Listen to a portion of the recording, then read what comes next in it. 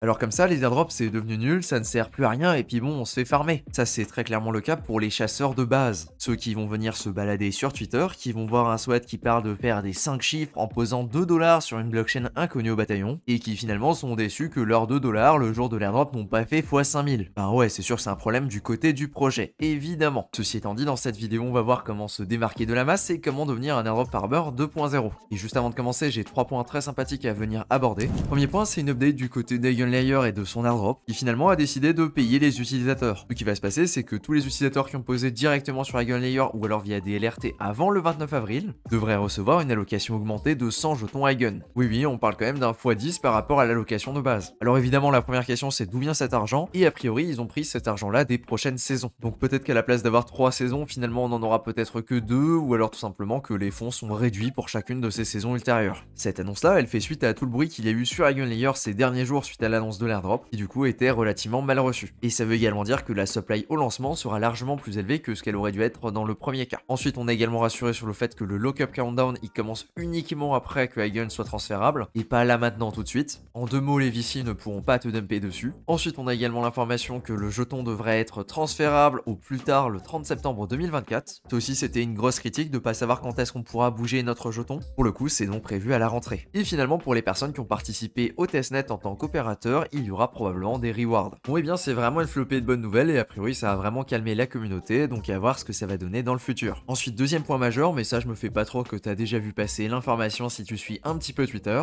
Il s'agit de Layer0 qui a pris sa snapshot. Oui, c'est le compte officiel, hein, c'est pas une blague, c'est le vrai compte. Layer0 qui, pour rappel, on le farm depuis fin 2022. C'est très clairement l'airdrop le plus long de ma carrière de chasseur. Alors par contre, il y a un truc un petit peu moins sympathique, c'est qu'ici, sur la petite illustration, on voit un snapshot numéro 1. Est-ce que Layer0 est en train de nous planter un couteau dans le dos, en train de nous dire que, en fait, il y aura plusieurs saisons, chose qui est relativement commune aujourd'hui et qui ne m'étonnerait pas plus que ça? Ou alors, en fait, non, je vois pas d'autre option. Seule chose que je peux mentionner, c'est qu'ils ont dit qu'il y aura plus d'informations très bientôt. Voilà, ça veut dire ce que ça veut dire, on aura des infos dans le futur concernant cette snapshot. Ce qui viendra probablement avec les tokenomics, c'est une date pour le TGE. Très cool d'avoir eu cette information et la snapshot date du 1er mai à minuit. Également, concernant une annonce que tu as peut-être vu passer depuis que j'ai tourné cette vidéo, c'est que Layer0 se lance dans une chasse aux civils. C'est un sujet qui mérite sa propre vidéo et j'espère le sortir soit demain, soit lundi, donc je vais pas le mentionner plus que ça ici, mais sache que je l'ai vu et que ce sera adressé. Voilà, on peut passer à la suite de la vidéo. Et troisième information, est-ce que t'es au courant qu'on a une newsletter qui s'appelle Le Grimoire du Mage et qui fait le récap de l'actu airdrop une fois par semaine? Alors c'est un petit peu une question rhétorique, mais si jamais t'es pas encore abonné, déjà comment c'est possible? Parce qu'actuellement la newsletter est deuxième en France, juste derrière Snowball par Yuan, et comment dire, je pense qu'on peut faire de la concurrence et qu'on peut rêver à essayer de passer numéro 1. D'autant plus que la newsletter du samedi est gratuite et donc tu t'abonnes et tu as accès à toute l'actualité de la semaine. Voilà l'exemple avec la dernière, le 27 avril. Là on a fait un point sur Renzo, son airdrop, les changements qui a eu lieu, ensuite le restacking, les dernières trouvailles, les choses intéressantes, des nouveautés du côté de Starknet, Avail, une deuxième tentative pour Linear The Surge, et tout ça, ça représente à peu près 25% de la newsletter qui est encore bien plus complexe que ça. Donc si jamais ça t'intéresse de recevoir ton récap de la semaine directement sur ton adresse mail, eh bien c'est directement le premier lien en description. Et la prochaine édition sera ce samedi à 18h. Venons-en finalement à notre sujet, c'est-à-dire comment est-ce qu'on peut devenir un farmer d'airdrop 2.0. Parce que tu l'as déjà observé, et c'est une surprise pour personne qui suit la chaîne depuis un paquet de temps, les airdrops ont évolué et ne se jouent plus de la même façon maintenant qu'il y a quelques mois. Et ça c'est déjà un constat que je posais en début d'année, mais là maintenant c'est vraiment en train de s'accélérer. Alors est-ce que c'est la fin totale et terminale de tous les airdrops, ou est-ce qu'on est plutôt sur un virage qui est en train de se négocier à 90 degrés? Le truc en fait, et ça c'est uniquement mon avis, mais c'est que la majorité des projets qui lancent aujourd'hui un airdrop n'avaient pas initialement prévu de faire un airdrop, et que c'est plutôt une obligation aujourd'hui de le faire quand tu vois la méta en ce moment qui se passe. Là où effectivement si tu lances pas d'airdrop, tu te fais goumer par tout le monde, et si tu lances un mauvais airdrop, par contre les conséquences sont presque encore pires, j'ai envie de dire. Quoique tu me diras, on n'a pas forcément vu un projet qui a lancé sans airdrop, et ouais, on est sur des situations qui sont quand même assez particulières, et j'ai pas l'impression que ce soit très fair du côté de la majorité des projets. En tout cas, c'est clair que pour la majorité en ce moment, ils ont pas le meilleur intérêt de la communauté en tête, ça c'est sûr. Cependant, on a quand même des airdrops qui continuent d'être bien accueillis et qui continuent d'être intéressants. Dans cette liste-là, pour les airdrops récents, je pense qu'on peut citer Tensor, qui au final a quand même régalé quasiment tout le monde, que ce soit les petits, là où l'allocation commençait à 420 jetons, soit environ 400 $ aujourd'hui, et ça pour seulement quelques transactions sur le projet, notamment des bids, et pour les plus gros, une allocation qui était un peu décevante au début, mais qui a été revue à la hausse avec cette fois-ci un vesting, chose d'ailleurs qu'on commence à voir de plus en plus sur les grosses allocations d'airdrop, comme par exemple sur Mod Network également qui va venir, là où du coup les 2000 plus gros wallets vont avoir un vesting de 90 jours. Ça permet en tout cas de garder au moins l'attention des baleines sur le projet, et ce au moins pendant la durée du vesting. En autre bon exemple, maintenant suite à correction, il va y avoir Eigenlayer. C'est tout bête, mais sans jetons, c'est clairement pas rien. Ce juste pour avoir déposé sur Eigen sans montant minimum, donc littéralement avoir dépensé quelques dollars ou quelques dizaines de dollars pour déposer dessus. Il faut savoir que si on regarde du côté d'Aevo, donc projet qu'il a listé en avance, une centaine de jetons Eigen, c'est l'équivalent de 1000 dollars. Autant te le dire, si tu t'es positionné avec plusieurs wallets, c'est très clairement gros lot. De mon côté, cette update là, elle double littéralement mon drop, donc c'est clairement pas négligeable. En autre projet qui a régalé récemment, même si c'était de façon un poil plus aléatoire, on avait également Wormhole. Puis je dis de façon plus aléatoire parce que c'était quand même un petit peu random les critères, plutôt l'exclusion de certaines personnes. Sinon, si on remonte un petit peu plus loin, il y avait également Starknet.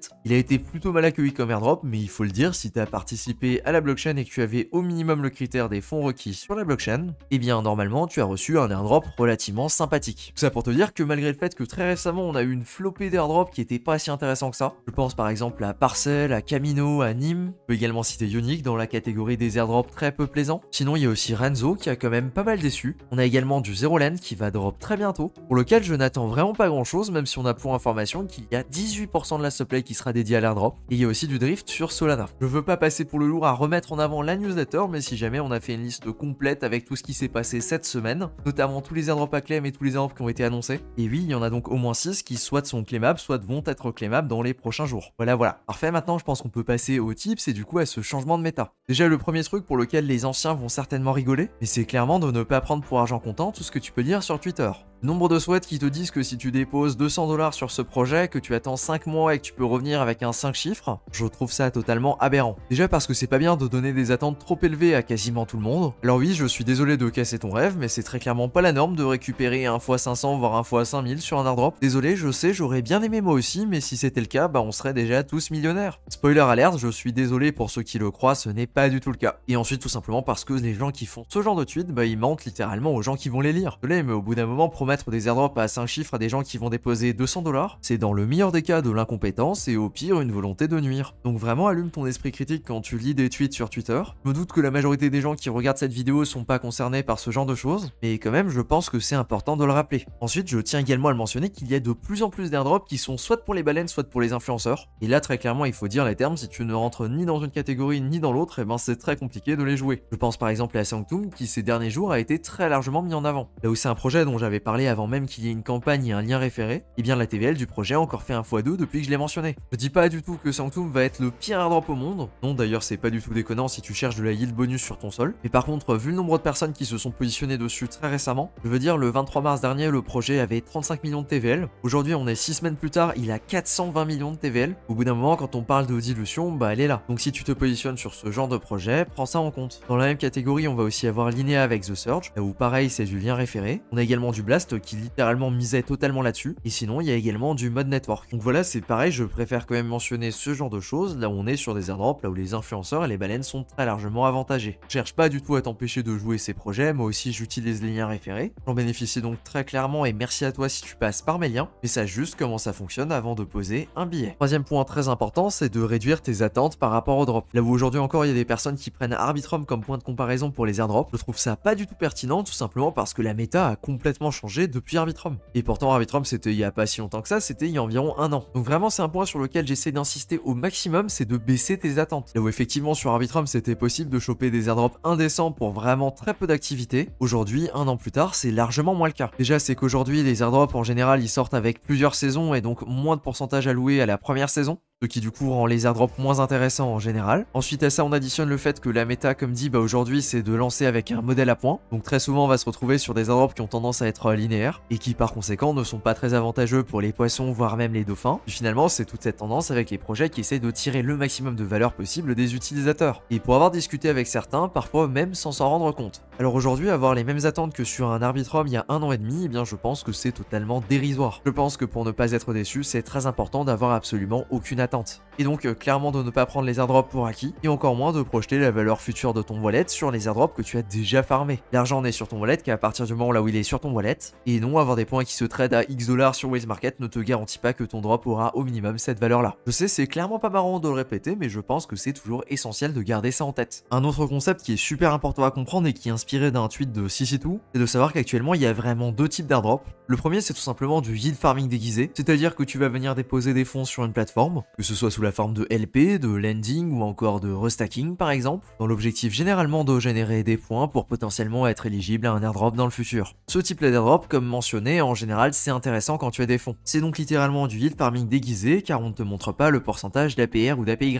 Mais sinon c'est exactement la même chose avec les petits aléas des points qui peuvent monter ou diminuer avec le temps, et sur lequel tu n'as absolument aucun impact. Ce genre d'airdrop c'est plutôt utilisé pour faire fructifier un portfolio qui est déjà très sympathique. Et la cerise sur le gâteau, c'est que très souvent tu vas pouvoir le faire en Ether ou alors en stablecoin, ce qui du coup te permet de générer de la yield sur ces jetons. Et ça sans être exposé aux jetons du projet. Ce qui est donc une stratégie très plaisante si la yield est intéressante, chose qu'on ne connaît qu'à posteriori, et donc que l'on peut se positionner en faisant du yield farming. La deuxième catégorie d'airdrop est celle qui intéresse quand même plus de monde, c'est celle de clicking buttons.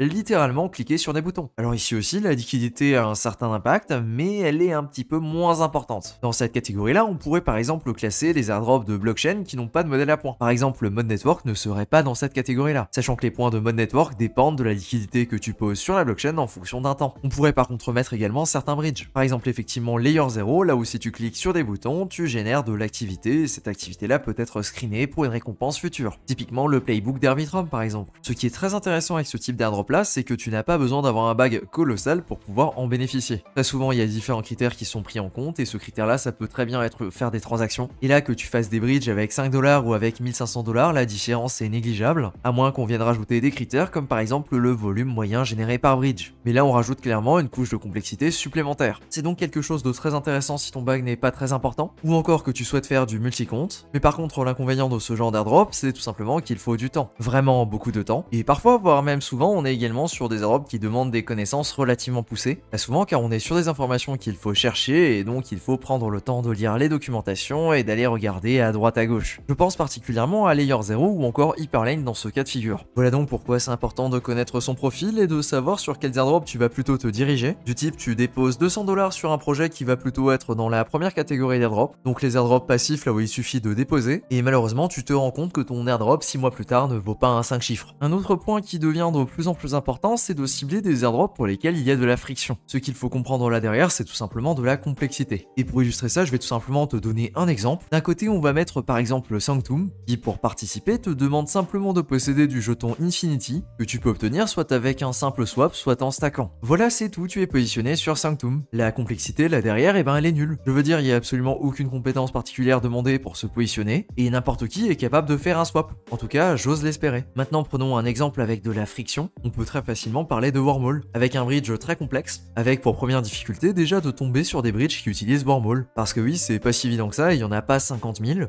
À moins que tu utilises beaucoup l'écosystème Solana et que tu fais des allers-retours vers Ethereum, eh bien il y a vraiment très peu de chances que tu sois passé par là par hasard. Alors dans un premier temps, c'est toute une partie recherche dans laquelle tu vas essayer de comprendre quels sont les bridges qui utilisent la technologie de Wormhole. Une fois que c'est fait, il faut effectivement tester la chose, et donc tu vas essayer de faire passer un bridge par, disons, Portal. Ok, très bien, ton bridge est parti, mais par contre t'as rien reçu de l'autre côté. Ah oui, c'est vrai, il y a un détail assez important à noter, c'est que pour récupérer d'un bridge Wormhole, il faut venir claim de l'autre côté. Ok, très bien, tu vas maintenant vérifier sur l'Explorer, effectivement ta transaction est passée par Wormhole, sauf que t'as un autre problème, c'est que les jetons que t'as bridgés vers la blockchain de destination, ils n'ont absolument aucune valeur. En effet, il y a absolument aucune pool de liquidité qui permet de swapper tes jetons wrappés. Alors là, il y a quand même une chance sur deux que tu paniques complètement et que tu te dises que le bridge ne sert à rien et que c'est une arnaque, alors que tu peux reprendre le même chemin en sens inverse pour venir récupérer tes jetons et les unwrapper. Voilà, tu viens de faire deux transactions sur un bridge qui utilise Wormhole, un airdrop qui du coup avait énormément de friction. Je pense qu'avec juste ces deux exemples là, tu vois là où je veux en venir. Les airdrops qui présentent énormément de friction et qui ont levé des sommes intéressantes sont probablement les airdrops les plus intéressants à chasser. Donc à la place de te réjouir quand une activité est super simple et que tu peux te positionner en 2 clics, tu devrais plutôt être heureux et sauter au plafond quand tu fais des choses complexes qui fonctionnent, tout simplement car il y a largement plus de friction et donc largement moins de compétition. Et ensuite, dernier point, comme évoqué lors de l'interview avec Laurent cette semaine, c'est d'aller chercher cette partie humaine dans les projets, d'essayer de discuter, de se rapprocher des membres de l'équipe directement sur les Discord ou sur les Telegram, de les côtoyer, de scruter leurs actions, de voir comment ils réagissent par rapport à la communauté. Très souvent, c'est déjà déjà un bon indicateur de la réussite future d'un projet. Souvent, l'équipe derrière un projet est quand même la mieux placée pour pouvoir prédire le futur de celui-ci. Donc avant tout, à la place de se positionner sur des projets random que tu as vu passer 2 fois sur ta timeline, plutôt d'aller chercher des projets avec lesquels l'ambiance correspond à ce que tu attends, ou encore qui répondent directement à des besoins que tu peux avoir. Voilà, je pense que j'ai fait le tour du sujet. Merci à toi de ton attention sur cette vidéo et sur ce, je te dis à plus pour une prochaine.